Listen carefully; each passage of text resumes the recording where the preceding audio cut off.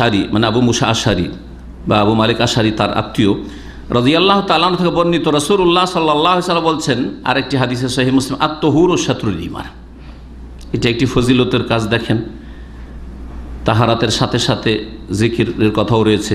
আত-তাহুরু শাতরুল ঈমান, পবিত্রতা হচ্ছে অর্ধেক ঈমান। পবিত্রতা হচ্ছে অর্ধেক ঈমান। কারণ ঈমানের একটা দিক হচ্ছে আভ্যন্তরীণ, একটা হচ্ছে বাহ্যিক। এই হাদিসের ব্যাখ্যাটা শুনেন, একটা হচ্ছে আভ্যন্তরীণ ঈমান, একটা হচ্ছে বাহ্যিক ঈমান। বোঝা গেছে না? আভ্যন্তরীণ ঈমান হচ্ছে শিরক, কুফরি আর মুনাফিকি মুক্ত হয়ে তাওহীদ প্রতিষ্ঠা করা অন্তরে, ঠিক না? এটা হচ্ছে ভিতরকে আপনি শিরক কুফরি থেকে, নেফাক থেকে আর পাপাচার থেকে অন্তরকে পাক করলেন, এটা হচ্ছে ভিতরের পবিত্রতা। আর জাহিরি পবিত্রতা হচ্ছে গোসল ফরজ হয়ে থাকলে গোসল করা, আর উযু না থাকলে উযু করা, এটাকে তাহারাত বলা হয়।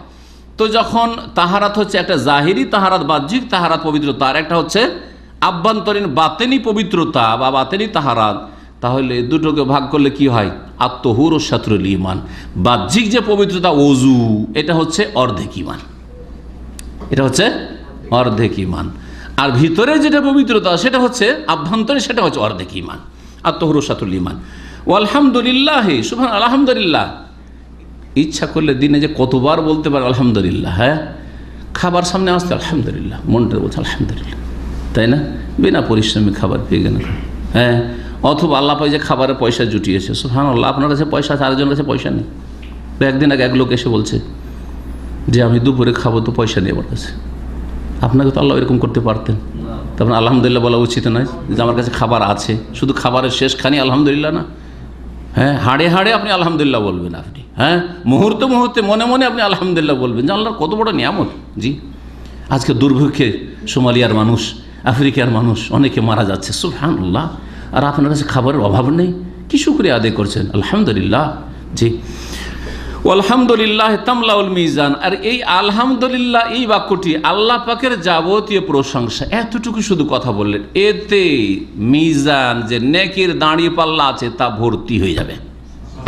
তামলাও, আরবি আজকাল মাতৃভাষাতে মালিয়ান বলছে না, মালিয়ান মানে ভর্তি, তামলাও ভর্তি হয়ে যাবে, মিজান ভর্তি হয়ে যাবে। কিন্তু আগে বলেছি যে ফরজ ঠিক থাকার পরে, বোঝা গেছে না, তখন মিজান ভর্তি হবে।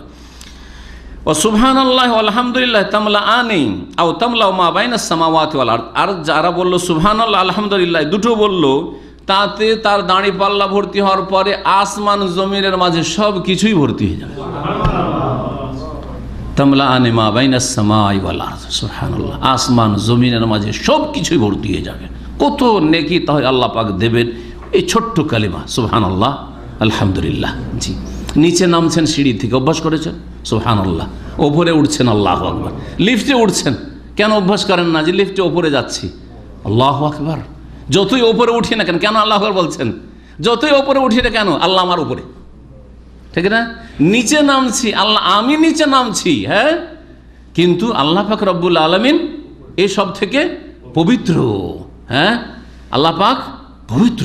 জি, সহিহ মুসলিমের হাদিস। আর দুটি